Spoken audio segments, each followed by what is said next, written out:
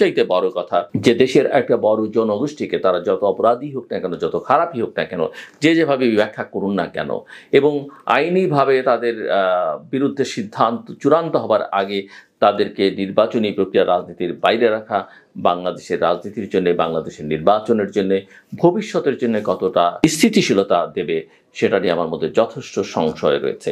ওই অপরাধের শাস্তি যে দরকার সেই বিষয়ে বাংলাদেশের কোনো মানুষের মধ্যে কোনো দ্বিধা নেই। কারণ যে অপরাধ তারা করেছেন সে অপরাধের একটা শাস্তি হওয়া তাদের দরকার, এবং শাস্তি হওয়া শুধু তাদের জন্যই দরকার না, ভবিষ্যতে যারা ক্ষমতায় আসবেন তারা যেন একথা মনে রাখেন, তাদের জন্য সতর্ক বার্তা হিসেবে এই শাস্তিটা দরকার। আপনাদের স্বাগত জানাই আমি আমার কথা শুনবার জন্য। শেখ হাসিনার মৃত্যুদণ্ড ঘোষণা করেছে আন্তর্জাতিক অপরাধ ট্রাইব্যুনাল।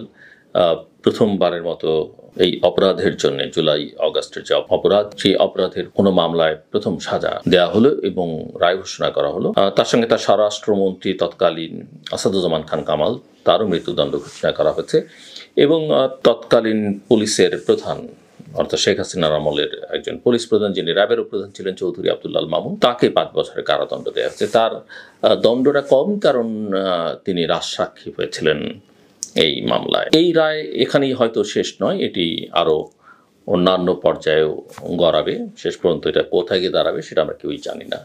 তবে ওই অপরাধের শাস্তি যে দরকার সেই বিষয়ে বাংলাদেশের কোনো মানুষের মধ্যে কোনো দ্বিধা নেই। কারণ যে অপরাধ তারা করেছেন সে অপরাধের একটা শাস্তি হওয়া তাদের দরকার, এবং শাস্তি হওয়া শুধু তাদের জন্যই দরকার না, ভবিষ্যতে যারা ক্ষমতায় আসবেন তারা যেন একথা মনে রাখেন, তাদের জন্য সতর্ক বার্তা হিসেবে এই শাস্তিটা দরকার। মামলা কেমন হলো, মামলার কন্টেন্ট কীরকম, গুণগত মান কীরকম, সেগুলো নিয়ে আইনি লড়াই হয়তো আইনজ্ঞরা করবেন, এবং সেই বিতর্কের মধ্যে আমরা বরং এখন না যাই, বা সেই আলোচনার মধ্যে আমরা এখন না যাই। আর টানটান উত্তেজনা শহরে ছিল 32 নম্বরে, আবারও ধানমন্ডির 32 নম্বরের বাড়িতে শেখ মুজিবুর রহমানের, বঙ্গবন্ধু শেখ মুজিবুর রহমানের বাড়িতে আক্রমণের আবারও চেষ্টা হয়েছে। সেখানে মব তৈরি করে রাখা হয়েছিল। ব্যাপারটা এরকম সেই স্মরণ করিয়ে দেয় যে শাহবাগের সেই গণজাগরণ মঞ্চের কথা, কাদের মোল্লার ফাঁসির জন্য, অর্থাৎ যাবজ্জীবন দেওয়া হচ্ছিল, তার জন্য ফাঁসি হয়, তার জন্য একটা আন্দোলন গড়ে তোলা হয়েছিল। সেরকম একটা পরিস্থিতি তৈরি করা, যদি কোনো কারণে ফাঁসি না হয় তাহলে তৈরি করবার একটা পরিকল্পনা, প্রচেষ্টা ছিল।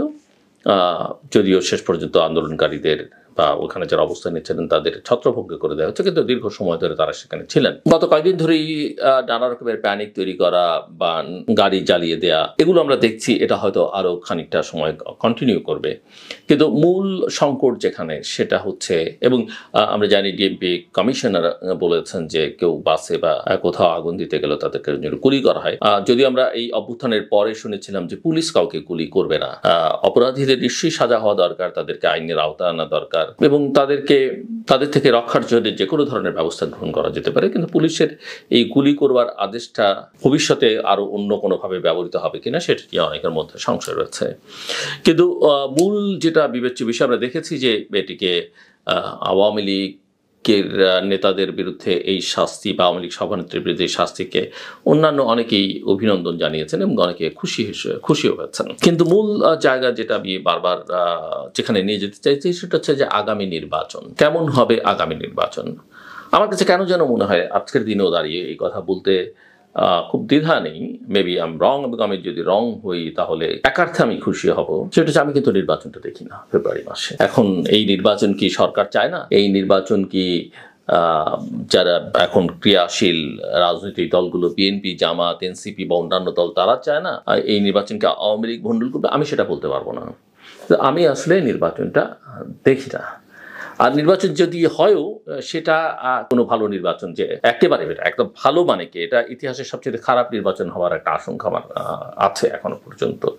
এবং এই নির্বাচনের মধ্য দিয়ে যে সরকার গঠিত হবে বা যে রাজনৈতিক প্রক্রিয়ার মধ্যে আমরা ঢুকবো সেটা বাংলাদেশকে কোনো স্থিতিশীলতা দেবে বলে আমার কাছে মনে হয় না।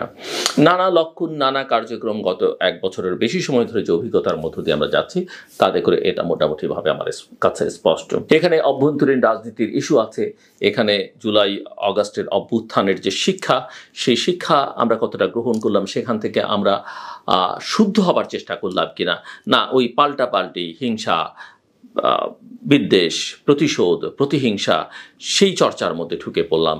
সেগুলো এর সঙ্গে নানাভাবে সম্পর্কিত আমাদের আঞ্চলিক রাজনীতির ইস্যু, সম্পর্কিত আমাদের বৈশ্বিক বাস্তবতা এবং নির্বাচন করবার জন্য যে প্রতিষ্ঠানগুলো দরকার সেই প্রতিষ্ঠানগুলো আসলে আমরা যথাযথভাবে করতে পেরেছি কিনা, তৈরি করতে পেরেছি কিনা, শক্তিশালী করতে পেরেছি কিনা। পুলিশ সম্পূর্ণরূপে অনুপস্থিত এবং যেখানে পুলিশ থাকে না সেখানে আসলে একটা জাতীয় নির্বাচনের মতো নির্বাচন করা আদৌ সম্ভব হবে কিনা এটা আমার কাছে যথেষ্ট সংশয়পূর্ণ বলে মনে হয়। অনেকে হয়তো বলবেন যে সেনাবাহিনী দিয়ে নির্বাচন করলে খুব ভালো একটা নির্বাচন হবে। নিঃসন্দেহে সেনাবাহিনীর ভূমিকাটা অত্যন্ত গুরুত্বপূর্ণ, কিন্তু একথা আমাদের ভুললে চলবে না যে সেনাবাহিনীর ভূমিকায় যেমন পুলিশ অবতীর্ণ হতে পারবে না, পুলিশের কাজটাও সেনাবাহিনীকে দেওয়া হবে না। আর সেনাবাহিনীর ওই ফোর্সই আসলে আমাদের এখন আর নেই, যেই ফোর্স আসলে পুরো সারা দেশে নির্বাচন করতে পারে, এটা পুলিশ পারে। দ্বিতীয় কথা হচ্ছে যে সেনা সদস্যরা মাঠে এতদিন থাকা সেটা দেশের জন্য কল্যাণকর নয়, সেনাবাহিনীর জন্য তো আরও কল্যাণকর নয়। এবং তারা সোফার আই আন্ডারস্ট্যান্ড তারা টায়ার্ড, শুধু টায়ার্ড বললেও ভুল বলা হবে। মেন্টালি তাদেরকে যেভাবে অপদস্থ করা হয়েছে গত 1 বছরের বেশি সময় ধরে, সেনাবাহিনীকে নিয়ে আলোচনা, বিতর্ক, প্রশংসা, নিন্দা সবটাই আমাদের ইতিহাসে ছিল। কিন্তু এবারকার মতো এই অভ্যুত্থান পরবর্তী পর্যায়ে যখন যারা ৭১-এর মতো, ৯০-এর মতো ২৪০০ জনগণের পাশে দাঁড়ালো, তারপরও যেভাবে ক্যান্টনমেন্ট করিয়ে দেওয়ার কথা বলা হয়েছে, যেভাবে ক্রমাগত সেনাপ্রধানের বিরুদ্ধে বিষোদঘাত ছড়ানো হয়েছে, যেভাবে এই প্রতিষ্ঠানটি এবং এই প্রতিষ্ঠানের সঙ্গে সংশ্লিষ্ট অন্যান্য প্রতিষ্ঠানকে যেভাবে বিতর্কের মধ্যে ঠেলে দেওয়া হয়েছে, তাতে আসলে প্রতিষ্ঠানটির ভাবমূর্তি যতখানি ক্ষুণ্ণ না হয়েছে, এই প্রতিষ্ঠানগুলোর সঙ্গে সংশ্লিষ্টদের মনোবলে অনেকখানি বা মর্যাদায় অনেকখানি আঘাত করা হচ্ছে। সো আমি মনে করি যে এটা সশস্ত্র বাহিনীর জন্য, সেনাবাহিনীর জন্য বিশেষ করে এবং দেশের জন্য কোনো অবস্থাতেই কল্যাণকর, স্বস্তিকর, সুখকর কোনো কিছু নয়। এটা তো গেল একটা দিক। প্রশাসন কিভাবে সাজানো হবে সেটা নিয়েও কিন্তু যথেষ্ট ধূম্রজাল সৃষ্টি করা হচ্ছে। বলা হচ্ছে লটারি করে আসলে পুলিশের যে পদায়ন বা কাকে কোথায় দেয়া হবে, বদলি বা প্রশাসনিক কর্মকর্তা কারা, কে কোথায় থাকবেন সেগুলো ঠিক করা হবে। এটা একেবারেই একটা অপরিণামদর্শী ধারণা। কেননা এক এক নির্বাচনী এলাকা এক এক রকম, এক একটার ঝুঁকি এক এক রকম। সেই বিবেচনা করে কোথায় কাকে দেয়া দরকার, সেই পরিকল্পনা যদি না থাকে, সেই সিদ্ধান্ত যদি যথাযথ না হয়, তাহলে সংকটটা আরও বাড়বে। এবং আমি জুলাই সনদকে ঘিরে এখনো পর্যন্ত জামায়াত ইসলামী বা এনসিপির যে বক্তব্য এবং বিএনপির যে অবস্থা, বিএনপির এটা মোটামুটিভাবে স্পষ্ট যে তারা যে কোনো পরিস্থিতি একটা নির্বাচন চায় এবং তারা ধরেই নিয়েছে যে নির্বাচনটা হলে তারা বিজয়ী হবে।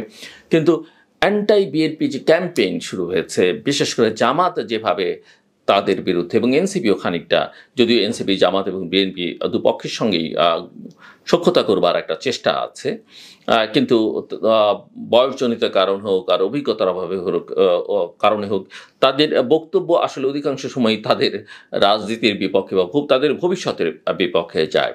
সো বিএনপি যতটা উৎসাহী বোধ, এবং অন্যদিকে আওয়ামী লীগের ইস্যুটাও আছে, তাতে করে মনে হয় না যে বিএনপি আসলে পরিস্থিতি ততটা বিশ্লেষণ করবার বা পর্যবেক্ষণ করবার চেষ্টা করছে। তার চেয়ে বড় বিষয় হয়ে দাঁড়িয়েছে তাদের যে কোনো উপায়ে ক্ষমতায় যাওয়া, এবং এই যাওয়াটা আসলে তারা শেষ পর্যন্ত যেতে পারবে কিনা। সামগ্রিকভাবে প্রশাসন, পুলিশ, রাজনীতি বা নির্বাচনের সঙ্গে যারা সংশ্লিষ্ট, তাদের বিবেচনা, তাদের রাজনৈতিক অবস্থান, সেটা বিএনপি কতখানি বিবেচনায় নিয়েছে সেটা একটা বড় গুরুত্বপূর্ণ প্রশ্ন।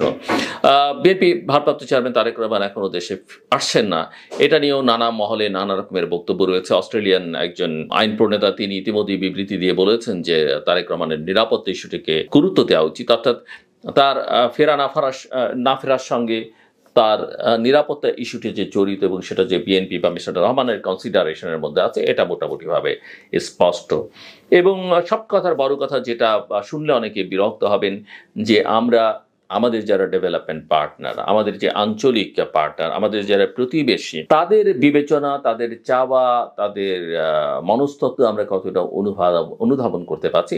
আমি মনে করি যে এটাও নির্বাচনের সঙ্গে অত্যন্ত গুরুত্বপূর্ণ। এবং সবচাইতে বড় কথা, যে দেশের একটা বড় জনগোষ্ঠীকে তারা যত অপরাধী হোক না কেন, যত খারাপই হোক না কেন, যেভাবে ব্যাখ্যা করুন না কেন, এবং আইনিভাবে তাদের বিরুদ্ধে সিদ্ধান্ত চূড়ান্ত হবার আগে তাদেরকে নির্বাচনী প্রক্রিয়া রাজনীতির বাইরে রাখা বাংলাদেশের রাজনীতির জন্য, বাংলাদেশের নির্বাচনের জন্য, ভবিষ্যতের জন্য কতটা স্থিতিশীলতা দেবে সেটা নিয়ে আমার মধ্যে যথেষ্ট সংশয় রয়েছে।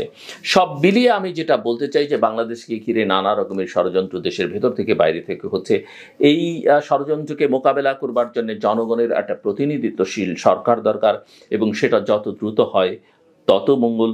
তবে অবশ্যই সেই প্রতিনিধিত্বশীল সরকার যেন প্রশ্নবিদ্ধ না হয়, অর্থাৎ তারা নির্বাচনের মধ্য দিয়ে ক্ষমতায় যাবেন, কিন্তু সেই নির্বাচন যেন একটা অবাধ, সুষ্ঠু, গ্রহণযোগ্য, অংশগ্রহণমূলক, অন্তর্ভুক্তিমূলক, শান্তিপূর্ণ, দেশে এবং বিদেশে গ্রহণযোগ্য একটা নির্বাচন হয়, একটা আন্তর্জাতিক